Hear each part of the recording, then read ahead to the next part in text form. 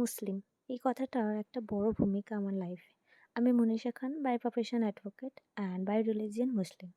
আজ কিছু কথা আমি শেয়ার করব যেগুলো রিলেটেড টু মুসলিম পুরোপুরি।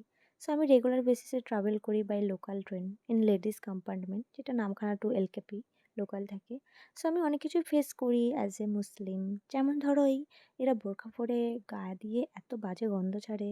দেন এই ধরো সিট নিয়ে ঝামেলা হলে মুসলিম তো তাই এমন ব্যবহার। তার সাথে চোখ মুখ বেঁকানো তো আছেই। আর এটা তো আমি কিছু করতেও পারবো না। বাট আমি এই লাস্ট 2.5 ইয়ার্স এত ইনসিডেন্ট হয়েছে আমার সাথে, আমি নিজে দেখেছি। এগুলো হয়তো আর কিছুদিন যদি বাড়তে থাকে, আমি হয়তো মানুষের উপর ভরসাটা করাও ছেড়ে দেবো। জানি না মানুষের ভাবনা চিন্তা এখন কোন লেভেলে চলে গেছে আজ, তাই এই কথাগুলো বলতে বাধ্য হলাম।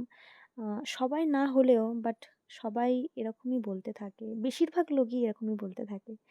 তো নেক্সট ব্লগে আরও কিছু ইনসিডেন্ট শেয়ার করব, দেখো।